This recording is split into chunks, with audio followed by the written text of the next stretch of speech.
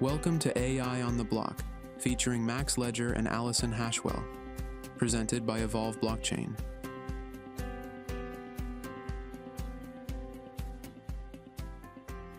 Ever thought about, actually owning a part of the digital world, or maybe getting a truly direct connection with creators you follow?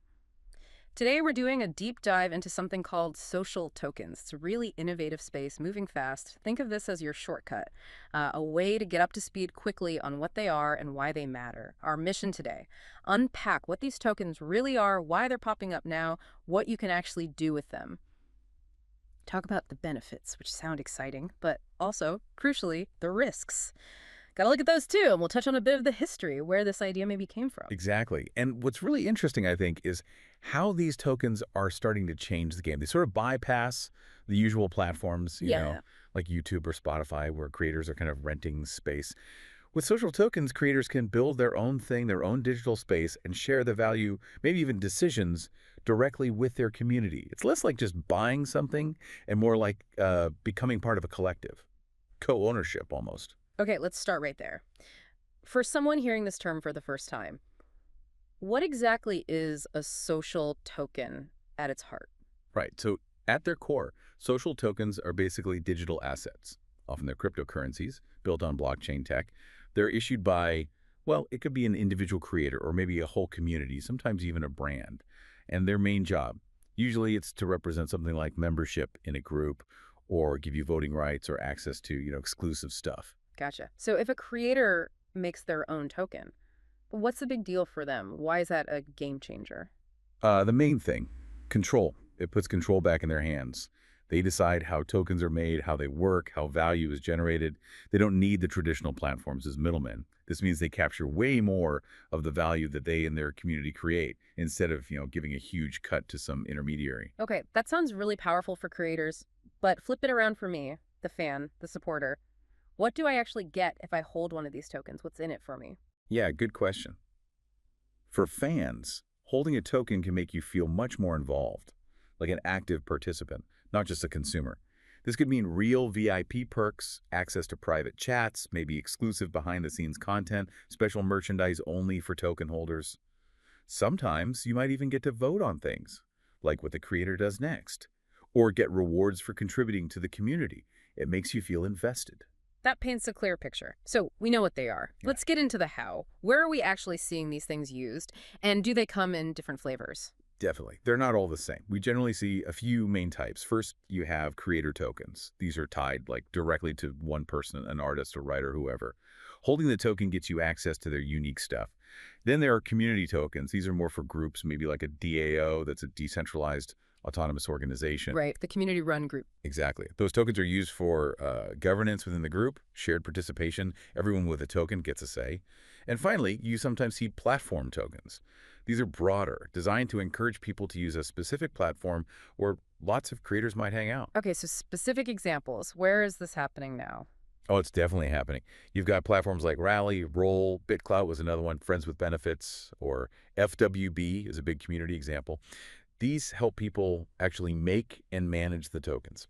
In sports, Chiliz and Socios.com are really interesting. They partner with huge soccer clubs like PSG, Barcelona.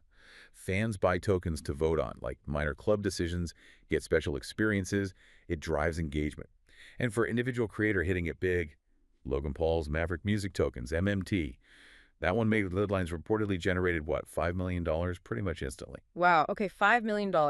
Just like that. That's serious traction. So stepping back, what's really driving this? What are the big picture benefits making creators and audiences jump in? Well, I think it boils down to a few key things. First, monetization. It's a whole new way to get funded. Creators can sell tokens directly, use them for crowdfunding, set up membership tiers. It opens up revenue streams beyond just ads or merch. Second, it really builds community loyalty and participation. When fans hold a token, they have skin in the game. It aligns everyone's interests. You feel like you're genuinely part of building something together, not just passively watching. And third, governance. We touched on this, but giving token holders a vote on decisions, whether creative choices or how a DAO is run, that's a real shift in power dynamics. Those benefits, especially the direct funding and that shared ownership feeling, they do sound really attractive. But, there's always a catch, isn't there? It can't all be smooth sailing. What are the risks, the downsides you need to watch out for? Absolutely right to ask. And yes, there are significant risks, big ones. Top of the list for many is volatility. Like a lot of crypto assets, the value of these social tokens can swing wildly, up and down, fast. That could obviously hurt creators if their token value crashes, and it can really hurt fans who bought in, maybe with money they couldn't afford to lose. Mm-hmm. The crypto roller coaster. Exactly. Okay. Then there's regulatory uncertainty. This is a huge one. The legal rules are still being figured out pretty much everywhere. Are these tokens securities? Are they something else? It varies, and it's kind of messy. That creates risk. Yeah, navigating the legal side sounds complicated. It is. And then there's just the technical complexity. Let's be honest, crypto isn't always user-friendly.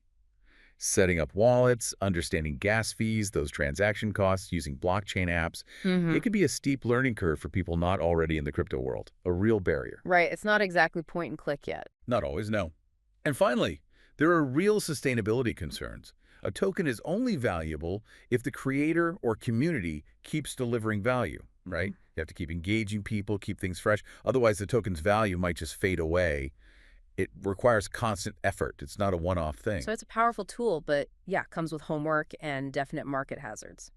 Now, this all feels very cutting edge, but did this idea come from somewhere? Are there like historical roots or similar things we've seen before? That's a great point. While social token is kind of the current buzzword, the core ideas aren't entirely new. Think back to some earlier attempts at decentralized social media. Remember Steemit? Vaguely, yeah. Rewarded people for posting. Exactly. Used its own cryptocurrency to reward content creators and curators. That was an early stab at decentralizing value on social media. Then you have platforms like Minds, which is built on Ethereum. It also uses tokens to reward activity, let users boost their content. Mhm. Still around. And maybe a more direct precursor, though controversial, was BitCloud. Ah, yes, BitCloud. That made some waves. It did. It let people buy and sell creator coins tied to people's reputations. Highly speculative, kind of pushed boundaries on monetizing social status directly on a blockchain. It was innovative, but also raised a lot of questions. So yeah, it seems the idea of tokenizing social interaction has been bubbling for a while. Okay, we've covered a lot of ground today. We've defined social tokens, looked at the different types, seen the really compelling benefits, Yeah. but also stared the risks right in the face. It's definitely clear they're changing how creators and fans connect. For sure, they open up these really powerful new ways to, well, connect fun projects, share value directly. That's the potential. But as we discussed, they also bring up big questions. How do you create lasting value? How do you keep people engaged long term? And just generally, how will our digital lives change as these ownership ideas spread? It's still early days in many ways. So thinking about all this, what really stands out to you listening right now? What part of this digital ownership and participation idea resonates or maybe worries you? And how do you think these social tokens might genuinely change how we interact with the creators and communities we care about in the next few years? Something to chew on. Thanks for listening. Be sure to join Max and Allison next episode as they dig deeper into the different facets of Evolve blockchain. This has been AI on the Block.